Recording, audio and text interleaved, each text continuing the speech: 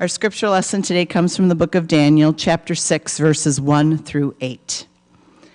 Darius decided to appoint 120 chief administrators throughout the kingdom, and to set over them 3 main officers to whom they would report so that the king wouldn't have to be bothered with too much.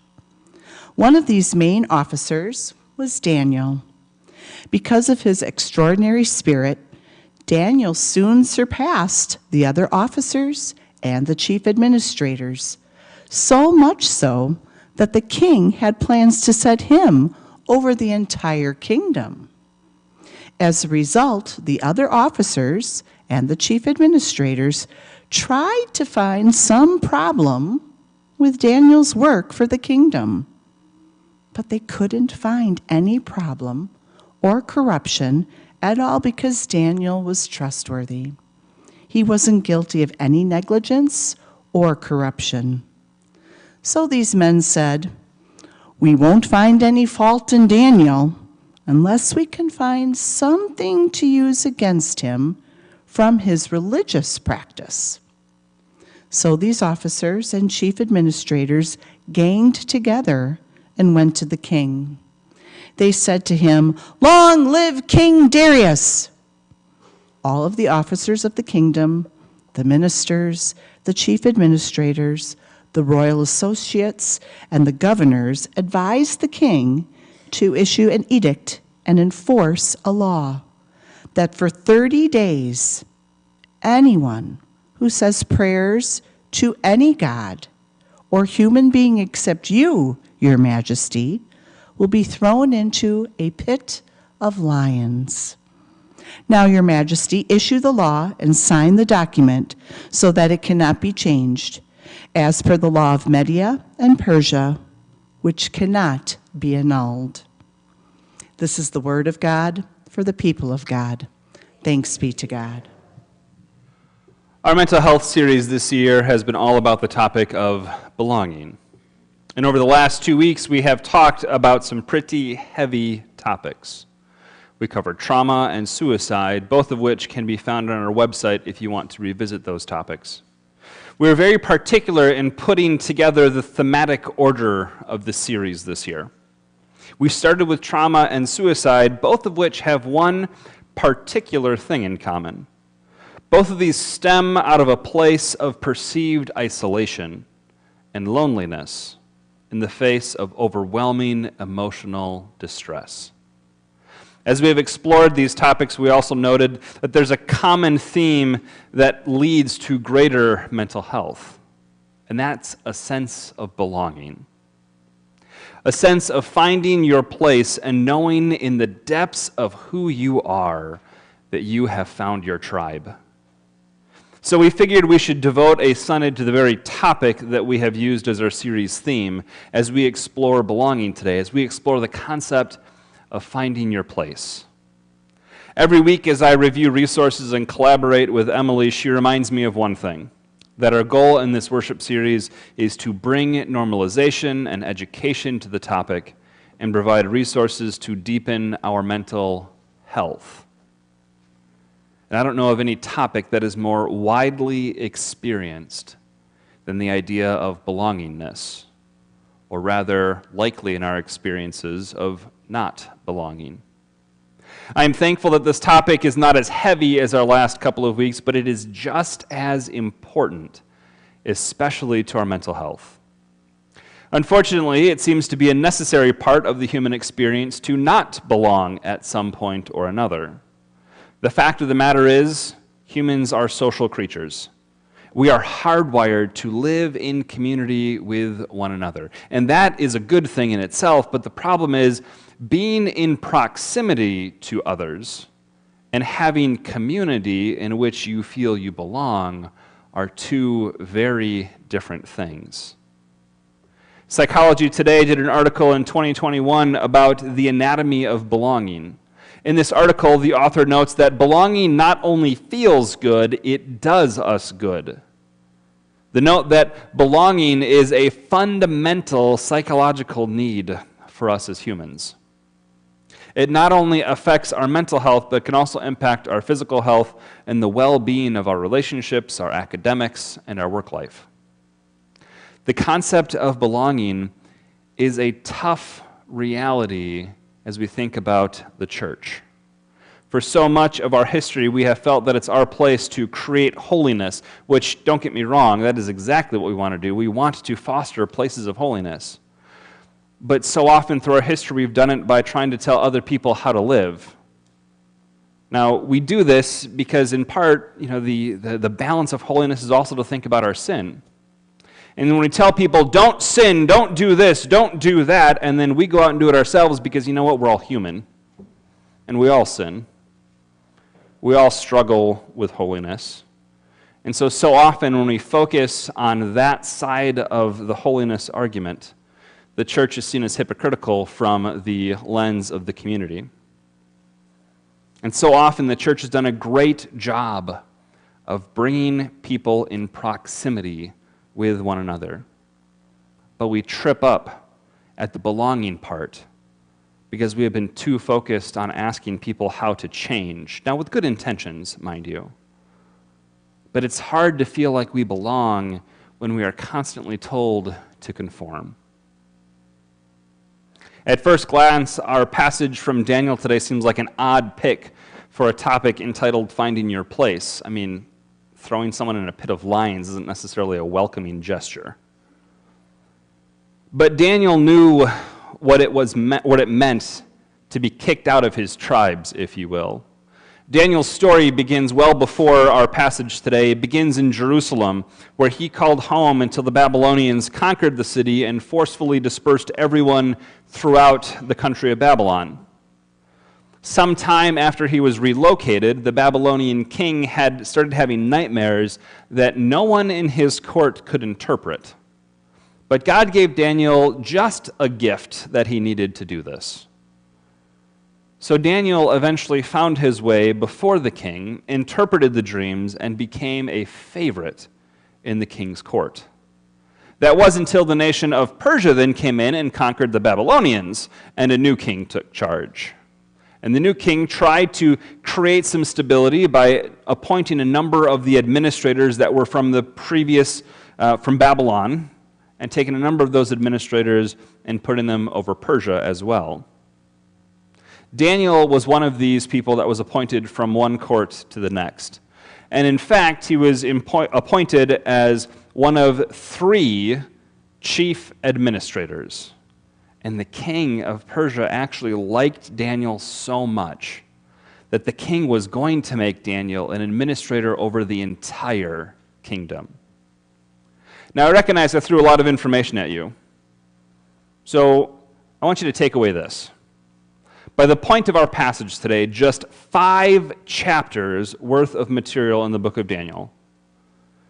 Daniel has lived in 2 different locations in 3 different nations. His status was in exile and elevated all the way to the king's court, not once, but twice. Daniel is no stranger to new situations and finding new tribes.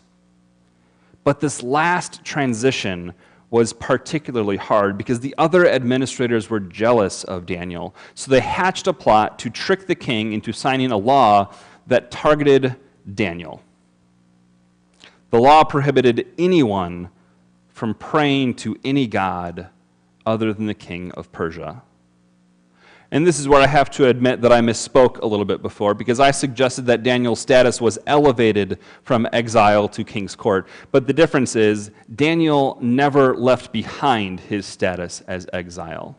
He brought that with him everywhere he went. He held on to his identity as a follower of the God of Abraham, Isaac, and Jacob. And as he did every day, he went back to his house and prayed to God, not to the king, but prayed to God.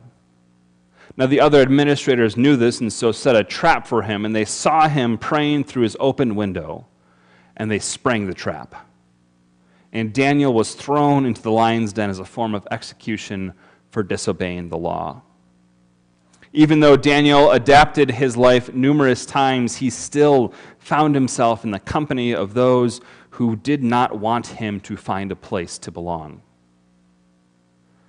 Honestly, when I read Daniel's story, I often wonder why he put up with all of this. Why did he not just close the windows when he prayed? Or why did he remain part of the king's court when the only one who wanted him there was the king? Granted, this was a different time, and he may not have had much of a choice in the matter. But what's remarkable is how much the king loved Daniel. Even after signing this law, the king tried to make an exception for Daniel to live, but he was overruled by all the chief administrators that forced him to sign a law that could not be overridden. Thankfully, God protected Daniel in this situation.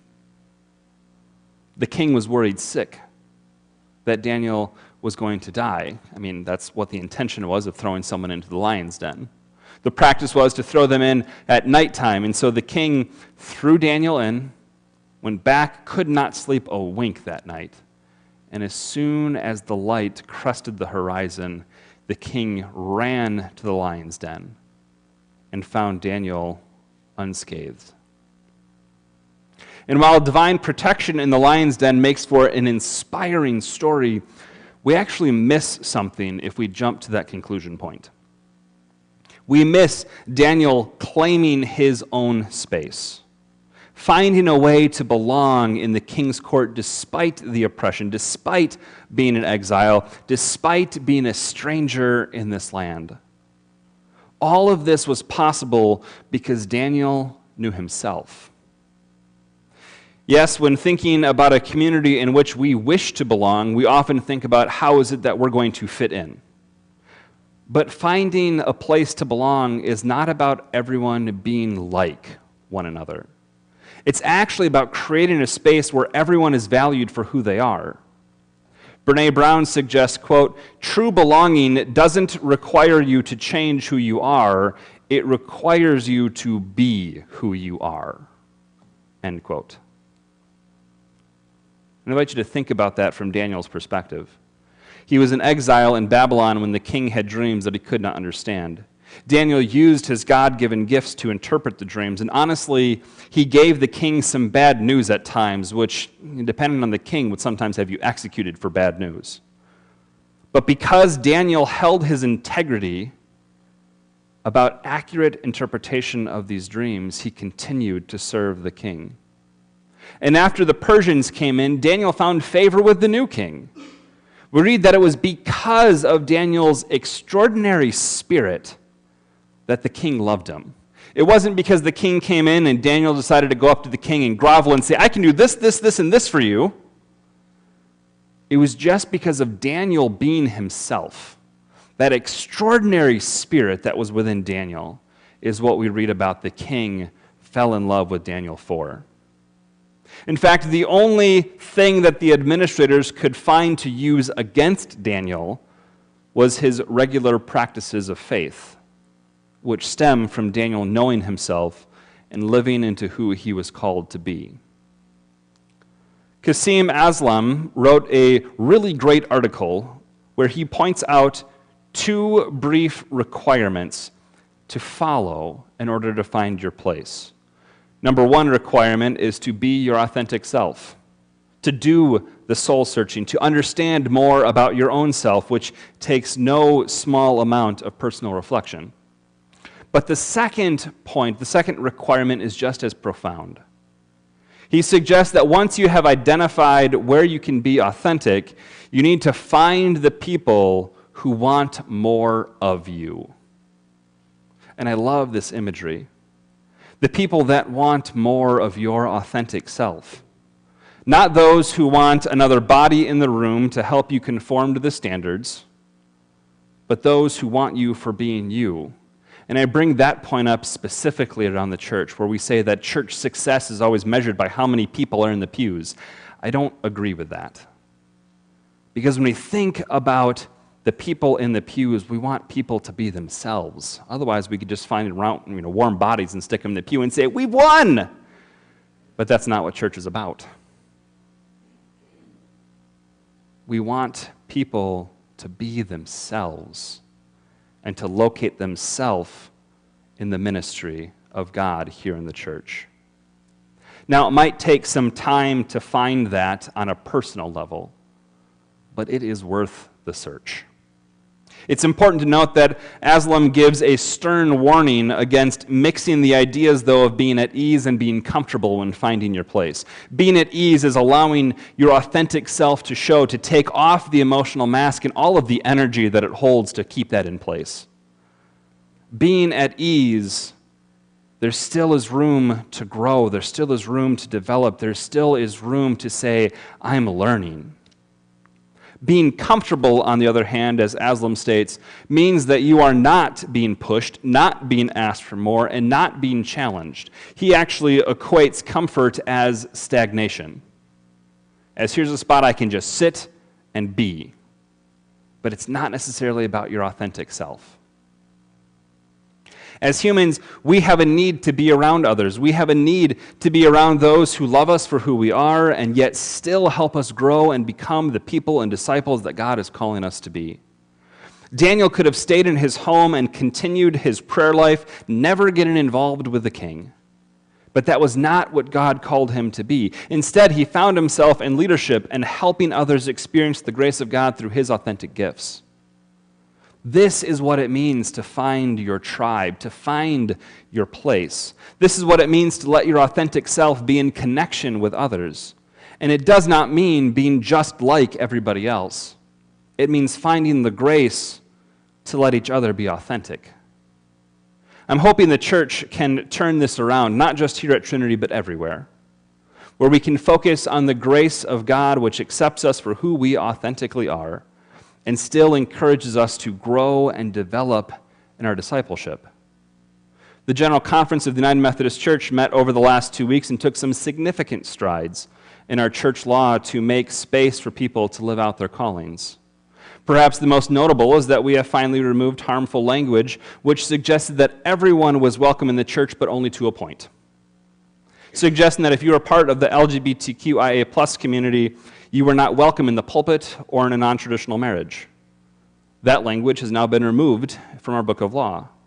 It does not mean that you need to live or believe a certain way to be Methodist. It simply just removes the language and tells people that they belong in this church. We've also changed rules around ordination, giving full rights in the sacraments to the deacons, whose primary locus of work is outside of the walls of the church. And now we've changed around that language that prevented deacons from living into their call into the community, which is where the church needs to be. We previously had rules about how congregations could leave the denomination, but we had nothing about how a congregation could come in to the denomination. And we've remedied that as well. There has been lots of legislation passed at our General Conference which tries to open the doors to making space for people within the denomination to be who God has called them to be. But it's just that, legislation. It sits in a book unless we are willing to live it out and offer grace that makes room for people to be authentic.